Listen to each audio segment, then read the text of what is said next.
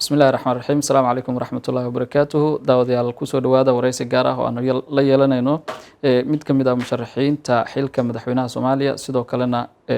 hogaamiya xisbiga dhaqaaqa Soomaaliyeed mudane kusoo dhawow telefishinka SDN marka hore isbar bulshada Soomaaliyeed kadibna waxaad ka hadashaa xisbiga iyo xilliga la aasaasay taariikhdiisa soo dhawow السلام عليكم ورحمة الله وبركاته waxaan aad iyo aad ugu mahad celinayaa TV-ga SDN oo aad iyo aad maaragtay ugu mahad celinayo shaqaalihiisa maamulkiisa sida hufnaanta iyo kartida leh ee bulshada Soomaaliyeed ugu shaqeynayaan waa mahad gaara taas waxaana filayaa TV-ga kii kobco oo aad iyo aad maaragtay ugu dhex muuqda bulshada sida hadda aan noogu soo booqateen meelaha waxqabadkiina maaragtay ummadda Soomaaliyeed ay u dareento ayaan anagana u dareennay aniga waxaa la dhahaa Cabdi Cabdullaahi Xaashise waxaan ahay guddoomiyaha xisbiga dhaqaaqa Soomaaliyeed ama Move on Somali Party xisbigan waxaa asaasnay 1999 aan asaasnay officially boardkiisi iyo wixiisi isku soo dabaridnay 20gan hadda soo galay November waxaan qaadanay shahaadadii waxaan ahayn xisbiga maaragtay xalinta khilaafaadka lagu bilaabo ahayn waxay nagu qaadatay xisbigan iyo constitutionkiisa iyo constitutionka dowladda federaalka iyo constitutionka axsaabta siyaasadda inaan iswaafajino waxay nagu qaadatay hal sano iyo dhowr bilood ay nagu qaadatay sidaa ujeedaana maanta waxaa nagu soo booqateen xarunteena oo albaabka banaankiisa markaa soo gelaysiin aa ku arkaysiin waxqabadkeena calaamadaheena astaanteena xisbi oo dhuuntay oo maaragtay guri iyo tabeela la-aan manihiin derbiyada oo maaragtay oo xisbiga xaruntiisa ku wada qoran yihiin meel walba gudaha iyo dibaddaba ummadda Soomaaliyeed wuxuu yahay open xisbiga keliya waxaanaanay ID card baxsho ugu yaraan 4,000 iyo xoogaa oo ID card ayaan Muqdisho bixinay ID card markaan leeyahay ID card oo diiwaan gashan oo meel loo soo raaca leh oo cid kaa hor istaagi karta aansan jirin yani xubnaha xisbiga miyaa dadkaas ID cardada wax qaata maya waxaa waaye xubnaha xisbiga ka soko xisbiga wuxuu leeyahay aasaasayaal iyo guddi fulin uu leeyahay dadka memberska xisbiga ka waxaa aad iyo aad anaga aan pressureka u saarnay shacabka Soomaaliyeed inay helaan xisbi saacad kasto intay imaadaan arrimahooda waxooda danahooda magac xisbi waxa uu yahay u fasiro doorasho ayaan ahayn xisbiga ummadda Soomaaliyeed oo Muqdisho 4,000 iyo xoogaa ayaan ID card ka siinay oo official ah cid ka hor imaan karto dowlad ama agency private agency nooc walba ha noqoto oo dhigi karta ID cardka xataa ma jirto waa xisbi sharciyeysananaanay waxaan aaminsanahay xisbiga keliya maaragtay in doorasho qof iyo cod loo aado loo kansalay markii xaqiiqda anaga aan gadaal isku baarnay wax sababaa loo kansalay doorasho qof iyo cod xisbigan wuxuu ka furan yahay xaruntan adinka hadda joogo xarumihiina kale oo ku yaala Marko xarun weyn oo noogu taalo Kismaayo xarun kale noogu taalo Baydhabo xarun noogu taalo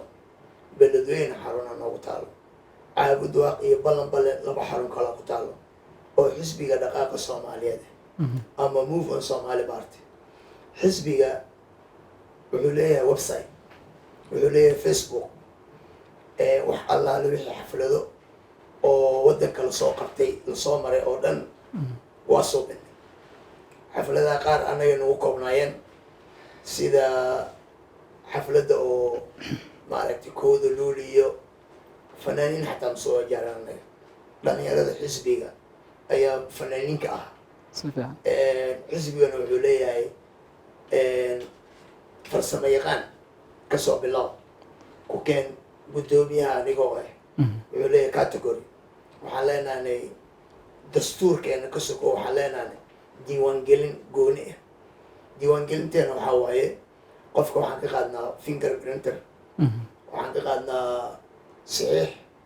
waxaa waaye shuruudaa jiro. shuruudaha way adag yihiin xisbigeena oo maaragtay qofka inuu dowlad ka tirsaneen, shaqaalo dowla ahayn, inuu criminal ahayn,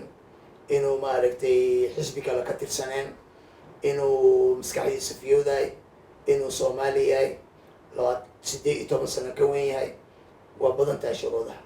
marka shuruudaha xisbiga memberskiisa caadiga qof walba soomaaliya u furan yahay. qof walbana waxay ku xiran tahay heerka uu rabo inuu xisbiga ka gaaro, kartidiisa, dadaalnimadiisa, waxqabadka iyo ka muuqnaanshaha uu ka dhex muuqanayo xisbiga ayay maaragtay midaas ku xiran tahay. marka qof oo xisbiga aasaasiyaasha ah waxaa laga yaabaa qof hadda imaaday 6 bilood aan joogin uu ka fiican yahay. marka waxaan leenahay 3 xubnood aan leenahay: xubin guud, xubin rasmi ah, iyo xubin sharafeed. diiwaangelinteena 3daas xubnood uma maleynayo xisbi oo borogramadaas iyo waxaan leh inuu jiro. aniga xisbi kan iguma horeeyo. 94 xisbiga wadanka Canada Liberal Party maanta maaragtay wadanka Canada madaxda ka hoggaanka ahay. meeshaas 2010kii Canada Toronto ninkii ugu horeeyay oo u tartama xildhibaan golo deegaaneed ah. ma jirin Maraykan, ma jirin Ingiriis, ma jirin Sweden, ma jirin. ninka albaabkaas furay waa waxaa iga horeysay 3 nin oo Soomaali ah, may 2 nin oo Soomaali iga horeysay oo heer federaal iyo heer gobol isku soo sharaxay. nasiib wanaag waqtigaas wadanka waa ku cusbeen. soomaalida qabiilka xamara ka buuxay, waxba ma fahamsaneen. maasha allah. marka meel ugu fiican ka gaaray xisbigaas ilaa chairmanka multiculturalka wadanka York South Western meel la dhaho, oo hadda wasiirka Canada oo Soomaaliya meesha uu joogo waay. dadki soo saaray,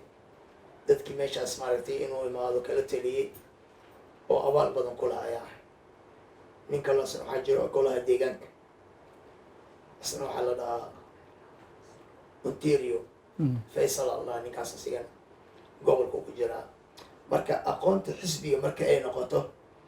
waa mid aniga aan aad iyo aad maaragtay aan experience badan u leeyahay waay. hadda xamar ninkii xisbiga kusoo biiraayo wuxuu u maleeyaa in lacag la bixinayo, in raashin la bixinayo. anigana waxaan ka imaaday xisbi meel dadka lacag la siinayo, lagu taakuleynayo, la dardar gelinayo, qofkii la dhiiro gelinayo. intuu kursiga ka galayo waktigaaga, xoolahaaga, maskaxdaada kulli aa u xertid. saas ayaa xisbi noocaas anigaan ka mid noqday.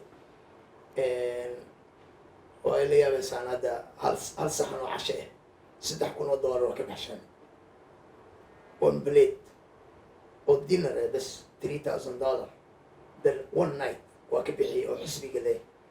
soomaalida ninkii axsaab siyaasad inay ku biiraan, member ka noqdaan, qoro heer waxaan gaaray membershipka jeebka iyo lacagta ka baxsha qaarkood ayagoo haysto aysan aaminsaneen. marka wax badan oo badan jaaliyadda dibadda waa kasoo qabtay. wadankan madaxweyne cabdiqaasim markii laga soo bilaabo lagu keenay madaxweyne maxamed cabdullaahi farmaajo.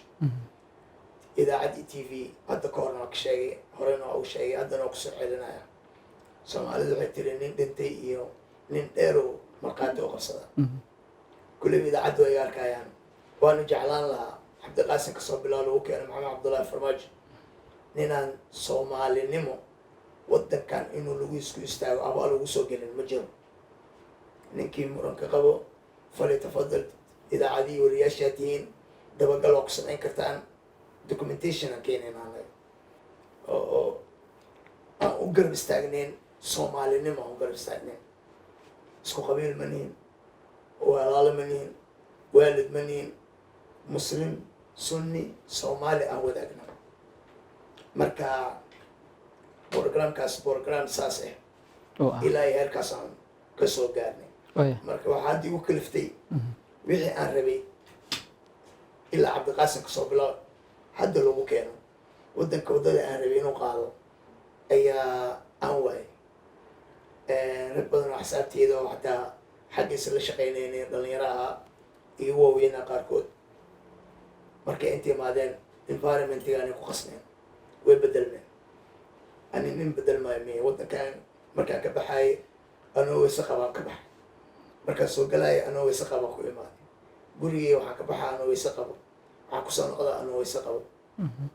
dhaqankayga noocaas oo ilaahay aaminsana marka xisbiga arrintiisa waa taasaa experience xisbina taasaa u leeyahay waya aragtida xisbiga ee dowladnimada soomaaliya maxay tahay xisbigan waa xisbi dhalinyaro sidiisaba aniga ilmaheyga waxbay wax ku bartaan maraykanka iyo canada haddaa xildhibaan rabana 2010 orday maanta wasiir iyo xildhibaan kalaan leenane 2014 imaam ayadoo laybarayaan diiday wax kalena ma rabin waxaan xagga kusoo arkay iyo nolosha say tahay ayaan inta inaan ay noqoto ayaa qalbadeeda isiisay yani siyaasadda xisbiga liberal party canada iyo xisbigan dhaqaaqa soomaaliyeed way iswaafaqsan yihiin ma markay noqoto dhinaca oo hogaaminta ama waxqabadka hogaaminta laba xisbi ayuu xisbigan uu waafaqsan yahay fikir ahaan xisbiga liberal party canada iyo xisbiga la yirahdo n d p labadooda isku dhow yihiin waxay u kaalmeeyaan dadka masaakiinta tabarta yar canada taaganaana dadka masaakiinta tabarta yar dadka loo xoog sheegtay kursi xildhibaan markii la aadayo muruq iyo maal oo qof kale uu soo shaqaysan xoog uu ku qaatay uu ummad ku maquuniyo nabadoon maaragtay xaquuqdiisi la dhaafiyey ugaas xaquuqdiisi la dhaafiyey shacab xaquuqdooda la dhaafiyey beerka dhulka ku wadahaayo iyo dhalinyaro hooyadood qoryo gado dhuxul gado hilib gado jaad gado shaah kariso lacagtay wax kusoo bartay oo ilaahay say ku keentay ilaahay ogyahay subax walbana 4 sano ama 5 sano cunugaas jaamacadu waa aadaya suu kusoo noqonayo markuu ka tagay ay welwel ka qabtay oo kala wareeg qarax xabad wax kusoo bartay haddana maanta canjeelo la cunaayo shaqo aan haysanin dhibaatada ugu weyn oo aan maaragtay aad ii taabanayso waa midaas iyo daryeelka dadka masaakiinta ah oo aanan ehel iyo qaraabo lahayn mentally dadka ka jiran oo suuqa iskala wareegaya aragtay dadka curyaamiinta waayeelka oo ubad aan lahayn waxyaalo badan daryeelka xataa masaajidada lacag baa loo aruuriyaa imaamka iyo dadka dhaqo waxay ahayd xildhibaanaba lacag waa siinaa aqal sare aqal hoos masaajidada waxay ahayd inaan u qorno imaamka iyo mu-adinka iyo ka nadaafadda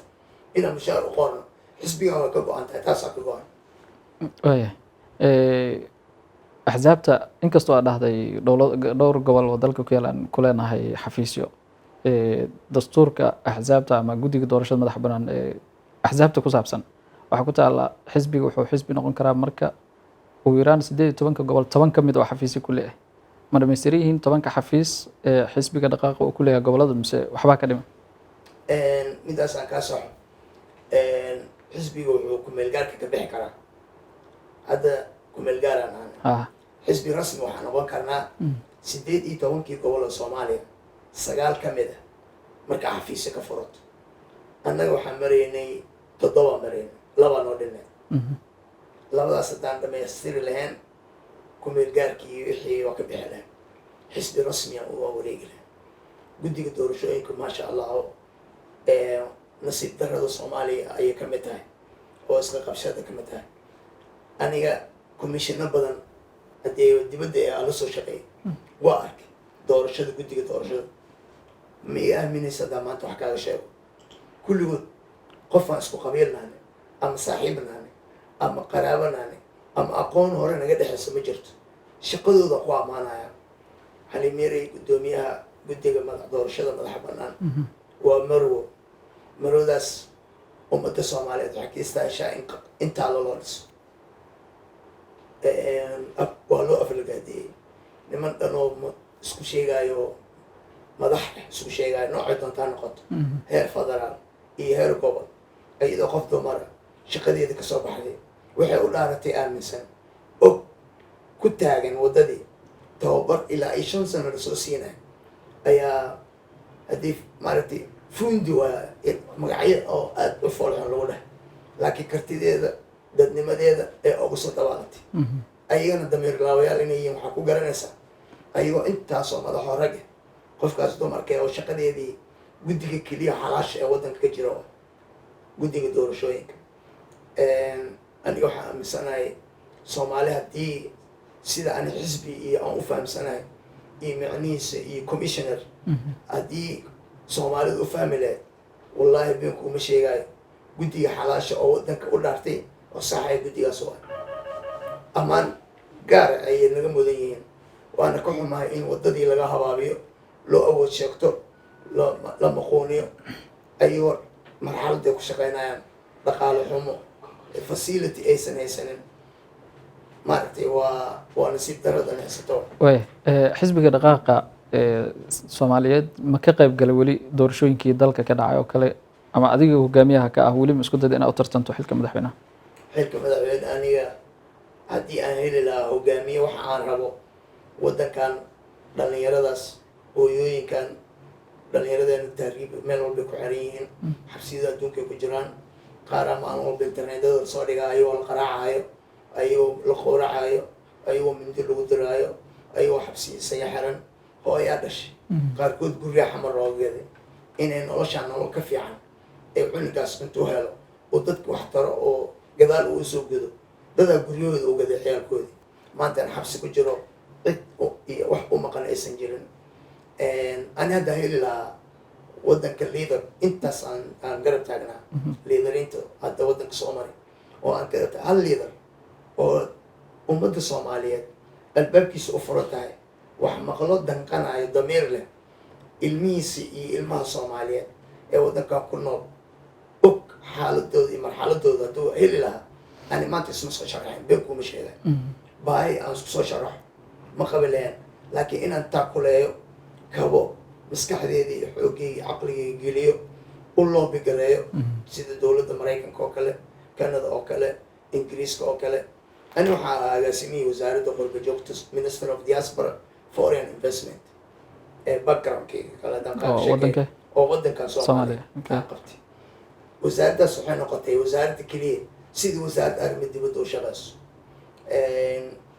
inta waxaa garanaysaan nin la yiraahdo dhuuba la yarxamo oo qamar oo leeshiis ay ahayd wasaaradii wax caafimaadka dhiman jirtay asna wuxuu ku dhintay nasiib daro hotel maka wuxuu ahaa shaqaalehaygu ahaa wasaaradda qurba joogta xafiiskayga london ayuu wakiilkayga ahaa abukar daaric cusmaan abukar baale waa safiirka un ku fadhiya soomaaliya wuxuu ahaa shaqaalaha wasaaradda minister of diaspora foreign investment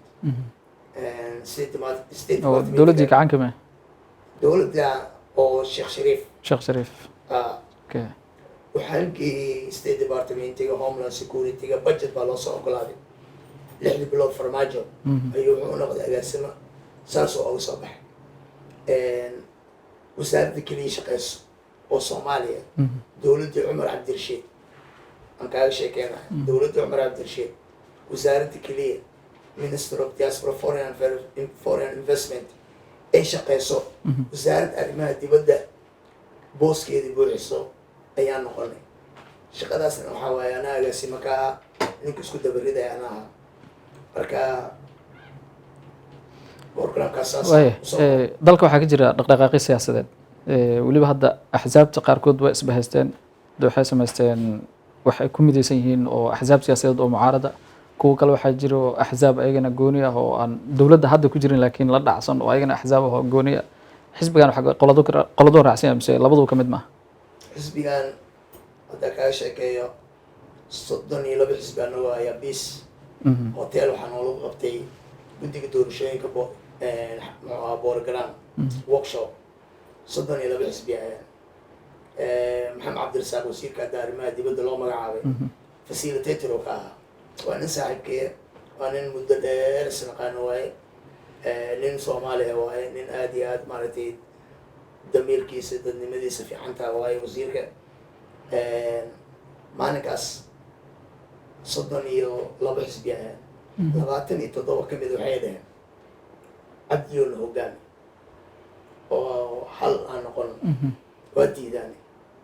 waxaan ku diiday hal sabab. kow, aniga shuruudo oo axsaab siyaasadeed oo dastuuriyin ah ayaa guddiga doorashooyinka ii direen,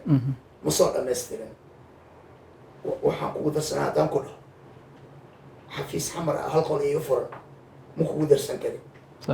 laakiin shaqaa lee diraan. shaqada lee diray inaan kasoo baxo waay. waa inaan horta 18 gobol 9 ka mid ah aan soo furto kumeel gaarka ka baxo. markaas coalition waan samayn karnaa, axsaab siyaasadeed gacan saaroo samayn karnaa, mabda aan soo imaan karnaa. fikir ahaan xisbiya isku biiri ma jiraan. madasha xisbiyada lagu leeyahay waa khalad. soomaalidana khaladaa loo sheegay, kuwa oo sheegayana khalad ay fahmeen. xisbi kale kuma biiri karo oo mid kama noqon karo ilaa constitutionka iyo xisbigaas iyo kii hore la bedelo, ilaa magacii hore la bedelo, ilaa guddiyadii oo asaasiyaashii fulintii la bedelo. shaqo dheer waayo. marka ani aad wax isku darsanayn waa shaqo dheer oo looyan u baahano, sharci dheer u baahano, usoo aasaasna ay kasii adag tahay xataa. waayahay doorasha hadda dalkii u diyaar garoobaya, dadaala socdo, guddiyaa la sameeyey, waxba aad is haysto, siyaasaddiyaa la isku haystaa. xisbigan xaguu ka taagan yahay dhaqdhaqaaqa socda? dhaqdhaqaaqa socdo madasha xisbiyada isku tagay kama midnihin, ku fikirna ma nihin. oo maanta haddii dowladda la burburiyo annaga xisbiyaan naana, doorashaan u soconna, guri jajaban iyo mooryaan ma bedeleyna. waa maya. wax walba waxay u baahan tahay caqli iyo maskax inaad horta kow waxaa samaynayso, tallaabada aa qaadayso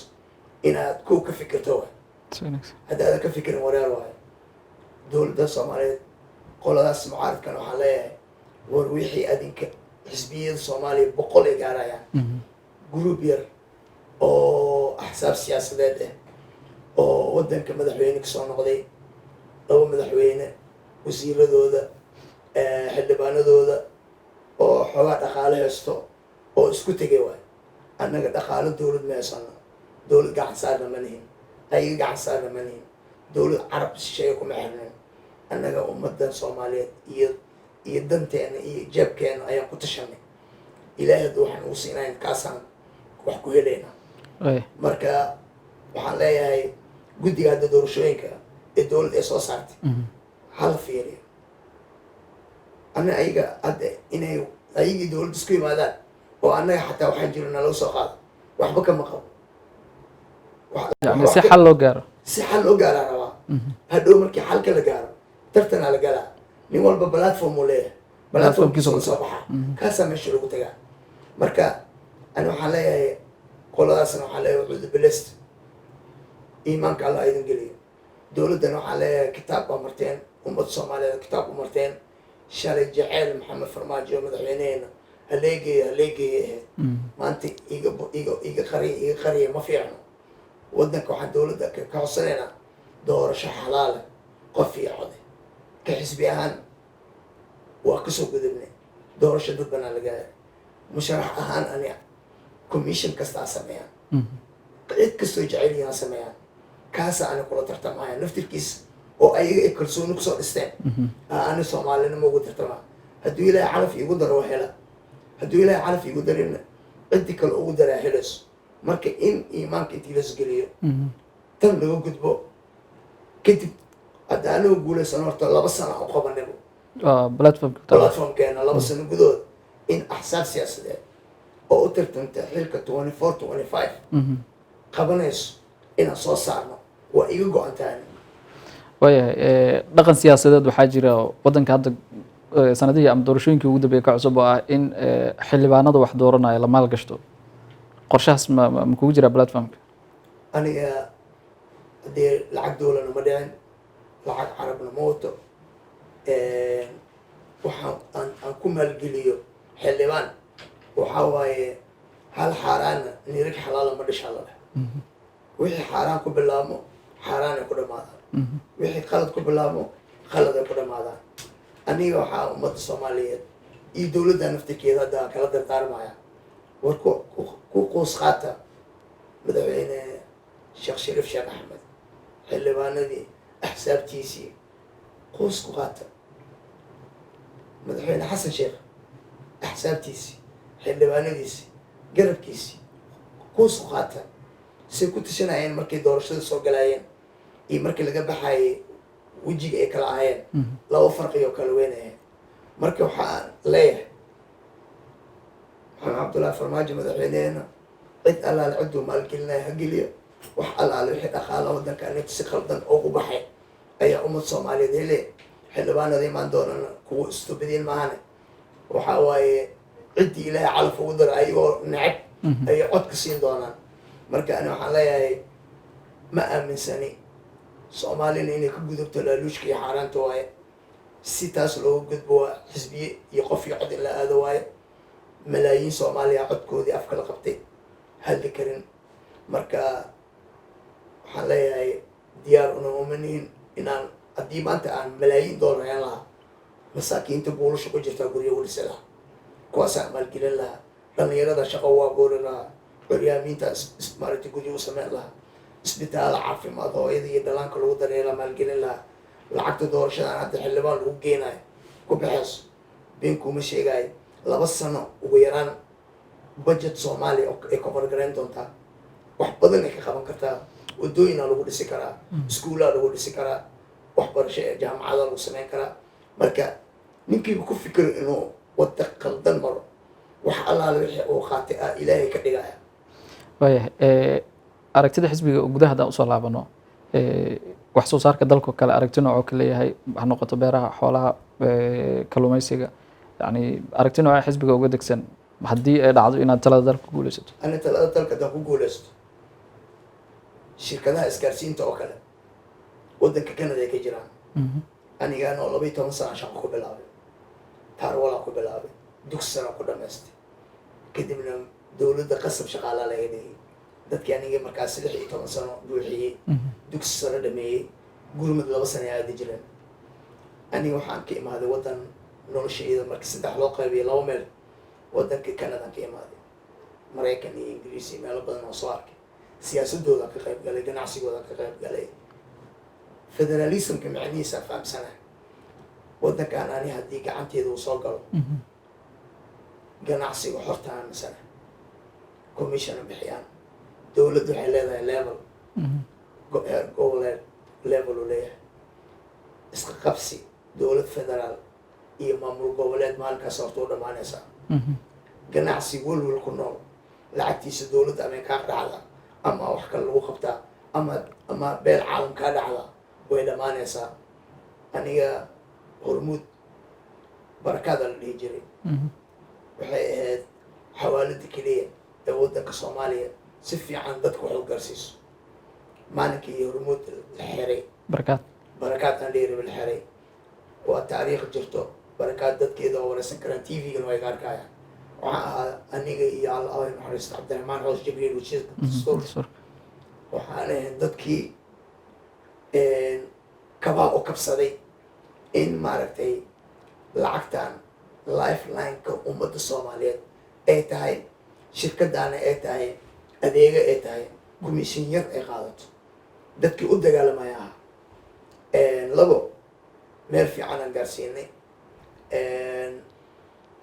lacagtii in loo soo celiyana nasiib 2 nasiibaa lahaa nasiibkaas waa lahaa oo horta hormuud aan ugu dagaalamo barakaad aan ugu dagaalama dheeraba haddana barakaad marka hadda lacagta la fasaxaya waqtigii waxay ahayd cabdooligaas xafiiskiisaan joogay shaqadaas markii la qabanayana waa joogay waa ku dhiirigeliya cabdooligaas iyo agaasimihiisa burhaan inay arrintaas ummadda soomaaliyeed lacagtaas kale barakaad ma lahane la garab istaago la magaciisiiyo ani marka waxaan suuqa horta aaminsanahay waxaan aaminsanahay maamul goboleedyada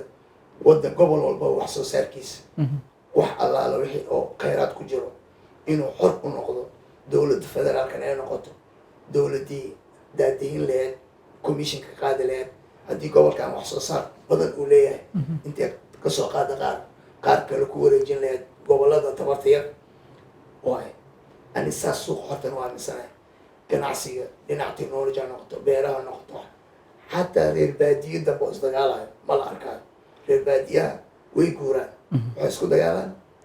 daaq isku dagaalaan taas xataa waxaan kasoo bartay dibadda ma dhaceyso nin walbo meel buu degayaa meesha saciilkiisa iyo biyihiisa loogu qodayaa xoolihiisa dowladda u suuq geynayso beertiisa wuu bisleynayaa wuu abuurayaa waxaa guraysa dowladda waxaa suuq geynaysa dowladda sida dhaqanka dibadda oo kale ninka inuu beeraleyda khasaaro maahan ninka xoololeyda inuu khasaaro maahan ninka ganacsatada inuu khasaaro maahan waddankan federalismka laba nooc haddaan ku guulaysto laba waddan midaan qaadanayna ama waddanka Canada sida u dhaqmaan qaadanayna ama waddanka Maraykanka sida u dhaqmaan qaadanayna oo aragtay milyaneero badan oo jiro ganacsigooda xor oo aan ugu taakuleynaynin dowladda federaalka ilaa ay xad ay ayada awood u leedahay ay qabanaysaa oo sida maaragtay hadda technology oo kale communication oo kale dowladda federaalka mas-uulka ah laakiin haddana Maraykan tag Ingiriis tag Canada tag 100 shirkadood oo waxaa jiro internet telefono ku tartamaa oo maalgelin sameynaya encouragement ka helaya dowladda oo waddankaas canshuura bixinaya shaqaalaha lagu kontroolaa xaquuqda oo biniaadanka lagu kontroolaa intaas waay marka saas ayaan u baahannahay in aan u dardargeliyo iska qabsi dambe waa dhamaanaa baahi waa dhamaanee waddankan shaqaalo badan oo waddanka Soomaaliya ugu baahnaan doono aa imaan doono gabdhaha Soomaaliyeed insha Allah biidhnillah alkariim gacmo cilaanta marsadaan gurigooda noo joogayaan hadda waa tacbaan waay mugta saboolnimada marka laga soo tago dadka Soomaaliyeed baahida labaad ee ugu weyn dhinaca ammaanka waay haddii talada dalka ay qabsato ammaanka maxaa kaaga qorshaysan wallaahi ammaanka waa wax fudud waay hadda kasoo qabo dowladdii Afghanistan iyo Talibaankii dowladda Maraykanka waxaa u ah dhexdhexaadin waay dowlad Qatar ayaa hoosti garaynayso aniga waxaan qabaa horta kow nin Soomaaliya ama shabaab ha noqdo ama qof kale ha noqdo horta asoon wax lagu cad lagu heynin in la dilo xaq darro waay taas waa aaminsanahay ammaanka laakiin waddadii ani aan mari lahaa way ii qorshaysan tahay hal sano miyuu qaadanayso hal sano ilaahay idinkiisa idin keeneen waddanka waxaan ku dhahay meesha la yihahdo Laboy Kenya baabuurka ka soo raacdo waxaa ku tegaysaa Djibouti adoo cid ku qashqashin adoo cid ku magiciisiyeenin xor aad tahay Soomaali tahay waddankaagaa joogto dhimasho intii naga dhiman karto waa dhimatay laakiin waddankan inuu kasoo dabaalmo dhinac shaqo dhinac nabadgelyo caafimaad waxbarasho kobcinta dhaqaalaha ama ha noqoto bad ama ha noqoto beri waxaasoo dhan waa plan ii dejisan waaye sida qorsheygaan hadda ujeedid meesha iigu qoran 16 qodob waaye 16kaas qodob 4 sano ani waxaan rabaa inaan u horumariyo kadib xisbigan uu noqdo xisbi ummadda Soomaaliyeed xisbiyadooda la siman oo tartanka geeskiisa ka galo haddaan wanaag qabanana Soomaalida waana dooranay haddii nalaga cudurbilaystan haddii waxaa weynayno codka Soomaalida weynayna siyaasadda arrimaha dibadda meelaha dunida lagu dagaalamo aad kale isugu haya ka mid tahay annaga oo kale hadda Soomaaliyana markaan fiirino kuma sii jirto haddaad noqoto madaxweyne maxaa kaaga qorshaysan ama deriska ha noqoto ama caalamka kale ha noqoto siyaasadda arrimaha dibadda Soomaaliya maxaa isbeddel ku samaynaysaa horta kow aniga waxaa waaye wax allaala wixii kasoo horjeeda diinta dalka iyo dadka marnana heshiisku ma galaayo oo gorgortan ma laha xuduudaha waddanka gorgortan ma laha dowladda Itoobiya iyo dowladda walaalahan Djibouti oo ilaa carta iyo maanta dowladnimada ahayn ayaga noo dhabar adeegay ayagoo waddan yar ah abaalkooda waa gudweyn dowladahan cid allaale ciddii diris wanaag walaaltinimo shacabka Soomaaliyeed ku dhaqan ilaan dhul iyo shacabka naga dhexeeya haddii ummaddaas ay noqoto dowlad arrinta sida annaga dhinaceena aan ugu faraxsanaanay waxna farxad geliya aan ka aragno waa qaadanaynaa laakiin cad quureed xun dhulkaaga gorgorta la geliyo dhulkaaga lagu qabsado marnana ma qaadanayno xiriirkoodana waxaa waaye waa dad iyo Ethiopia iyo Kenya dad iyo dhulaa naga dhexeeya wax hadda Ethiopia dib kuma qabno aragti Kenya waa waxa problemka hadda ka jiro dhinaca siyaasad dhinaca dhul dhinaca dad ayadana meel bay kusoo dhamaanaysaa aniga xiriirkayga arrimaha dibadda haddii anaaba nin Soomaali Canadian anaa xafiisyo waxaa ka furtay London Maraykanka Canada Australia meesha la yidhaahdo South Africa Giriiga wasaaradda qurba joogta xafiisyadooda ka furay anoo socdo ayaa Cumar Cabdirashiid meeshii laga qaaday kadib la keenay ninka la yidhaahdo farmaajona wasaaraddii dhammeed ee halbowlaha waddanka ahayd ayaa ama ha ka noqoto aqoon xumo oo u leeyahay ha noqoto ama baqdin aniga uu iga baqay ninkan hadduu saan kusii socdo la sii daayo waddanka Soomaaliya madax ka noqonaa ummadda Soomaaliyeed albaab u furaa haddii hadhowna meelo oo wax laga kaluumaysto oo wax la isdaba mariyo dhan waa dhammaaneen oo aniga waxaa rabaa kow dastuurka ay qoran dastuurkaas ii qoran waxaa waaye inuu aniga aan ixtiraamo ku dhaarto sharci maxkamadii garsoorka la fadhiisiyo inaa ana qofku xadgudbin ana lagu xadgudbin gadaasheena hooyo Soomaali lagu xadgudbin ayadii cunugeeda madaxweyne lagu xadgudbin ra'iisul wasaare lagu xadgudbin wasiir lagu xadgudbin cadaalad ay jirto constitution oo jiro maxkamad ay jirto meel aan u dacwoonayo meel aan ilaga dacwoonayo soo qaban karto iska qabsadii maamul goboleedyada doo aragtay wax ka jiro xaquuqdoodii qaarkood ayagaa lagu tumanaa ayaga qaar ay ku tumanayaan federaale wixii dhan isku qasnay marka waxaasoo dhan waa aniga waa ii kala qorshaysan tahay xiriirka arrimaha dibaddana middaa weydiisay by nature ama u dhashaba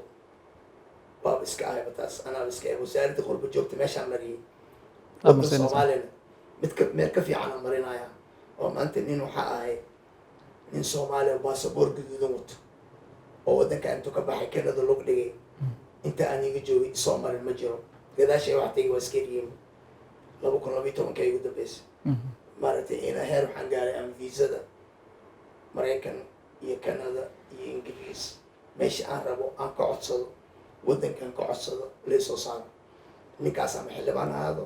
ama wasiir ha ahaado ama speaker ha ahaado ama ra'iisul wasaare ha ahaado waxaa jirto federal nidaam la yidhaahdo Soomaaliya qaadatay waxaa jira maamul diidan oo Somaliland la yidhaahdo oo dhahay waxaan dhan kama mid yahay maxaa kaaga qorshaysan Somaliland waa dad walaalayaal dhib ka dhacay waddanka ka dhacay oo hadda anaga nihaysto meesha kasoo bilaabno oo ani waxaan joogay xabadi keenteen meel la yidhaahdo waddankan waa joogay ayagana hal waxay ku jawaabeen reer waqooyi xabadi sugteena dheheen xabadi sugteedii waa nooga dhaboodiyey sida eeda u dhacday ilaa hadda xabadi socotaa waddankan ka socotaa Somaliland waa dad mudan walaaltinimo iyo sharaf shalayna ma soo qasbin heshiis iyo qoraal intay noo keeneen saxiixna ma dhihin ayagoo socda noo imaadeen wax qoraala wadanin walaaltinimo muslimnimo Soomaalinimo noogu darsadeen anigana waxaan jeclahay haddaan xukunkan ilaahay ii saaro wanaaggii iyo sharaftii shalay ee Soomaaliya ay lahayd Somaliland iyo Soomaaliya inaan dib u kasbado soo celiyo 4 sano haddii ay noqoto xataa anuu madaxweyne kursiga Somaliland ala siina haddii la dhaho diyaar waxaan waayna ooga dego Somaliland haddii uu Soomaaliya kusoo biirayso walaaltinimadii iyo dhaqankii iyo wanaaggii iyo dowladnimadii iyo sharaftaan lahayn qaybtooda ka qaadanaya wallahi been kuuma sheegayo sake of Somalia arrinteeda awgeed aan ooga degaya waa siin lahaa kursiga xataa markii anigu midnimo Soomaali raadinaya waddanka horumar raadinaya cunug Soomaaliyeed oo dhibaato dambe iyo baahi iyo caafimaad darro waxbarasho la'aan nabadgelyo xumo qabsato ayaa anigaan taasaan u socday tii hadda helay kursi aan qiimeeyo uun fadhi xisbiga dhaqaaqa Soomaaliyeed dadka caanka ah ee ku jira ama horey siyaasadda Soomaaliya uga soo yani qayb qaatay ama xitaa aqoonyahanka kale ee ku jira ka mid aqoonyahan haddii la dhaho aqoonyahan haddaan ku tilmaamayo hebel haddaan ku dhaho intooda badan in aad garan karto qaarkood waa laga yaabaa dadka Soomaalida laakiin waxaan ku sheegaa xisbigan dastuura u qoran annaga guddiga xeer hoosaadaan leenaana xisbigan nin kasoo qabo cabdiqaasim kasoo bilaab lagu keeno dowladda hadda jirto maxamed cabdullaahi farmaajo ninkii wasiir noqday ninkii madaxweyne noqday ninkii xildhibaan kasoo noqday ninkii speaker kasoo noqday ku-xigeenno kasoo noqday ra-iisul wasaare ku-xigeen kasoo noqday xisbigan frontlinkiisa mamnuuco ka yahay xisbiga albaabkiisii u furay mataqaana aqoon-yahanka soomaaliyeed ee siyaasadda soomaaliya intuu arkay dibadda ka joogo gelin nadiif ee shaatigiisa cad yahay ninkaas waa ko labo kan soomaaliya xabadda ku bartay ee hooyadiisa dhuxusha gadaysa canjeerada dubaysa shaaha karinaysa qoryaha karinaysa qudradda gadaysa jaadka gadaysa oo maanta wax la-aanta ah waddankiisa ka baaha kaasaa xaq u leh kaasaana 75% waddanka ah kaasaana muxuu ahaa xisbigan frontline hadda ku jiro waa xisbi dhalinyaro xisbigan aqoon-yahanka hal wax la waabis annaga dowladdeena waxay noqon doontaa nin aqoon-yahane nin dhalinyaro oo la tababaro lagu wareejiyo xukunka loo diyaar gareeyo sida u hantin lahaa waddankiisa dadkii tababari lahaa oo dhalinyaradaas diyaarin lahaa golayaasha xisbiga ma ku jiraan dibaddana waa jiraan gudaha waa joogaan ayagoo aqoon-yahane ah aad iyo aad 100% diyaar wa golaha dhexe oo xisbiga oo u badnaan doonaan nin walba oo dhalinyaro ah waxaan daba dhignay nin aqoon-yahan ah si uu uga faa'iidaysto waddanka dowladnimadii jirtay howlihii hore oo socday oo dhan si ay usoo baxaan arrimahaas ayaa uga faa'iidaysanay waya su-aasha ugu dambeysaan ku weydiinaa dhinaca siyaasadda ee haweenka la xiriirta ama saamiga siyaasadda ama kootada haweenka wax loo siyaasadda Soomaaliya xisbigaaga muxuu ka aaminsan yahay xisbiga waxaa ka aaminsanahay waddankan haddii hooyo ahaan lahayn adii aniga ma jiri lahayn horta ragaan aanay taayaan xiran meeshaan fadhinaa waa jaqjaqleynaanay qofka xaarkii kaadada iyo naga soo dhaqay raashinka jirada walwalka waxbarashada haddaa meel kusoo daano dii dhib nagu dhaco nala qandhanaysay haddaa fiyoolaan nala fiyoowanaysa waa hooyo xisbigan waa xisbiga dhalinyarada iyo haweenka soomaaliyeed oo la xasuuqayo marka 100% oo ka taagan oo kaaga sheekay hooyo soomaali dambe xataa gurigeeda inay dad ajnabi u shaqeeyaan ayaa ilaahay ka rajeynaa inaan gaarsiiyo aad waa mahadsantahay waa tahay daawadayaal guud ahaan waxaan halkaa kusoo koobaynaa waraysiga gaarka ah aanu la yeelanay gudoomiyaha xisbiga dhaqaaqa Soomaaliyeed oo maanta marti aanu uga ahayn xafiiskiisa Muqdisho gudoomiye aad waa mahadsantahay waxaan ku rajeynayaa inaad noqoto madaxweynaha Soomaaliya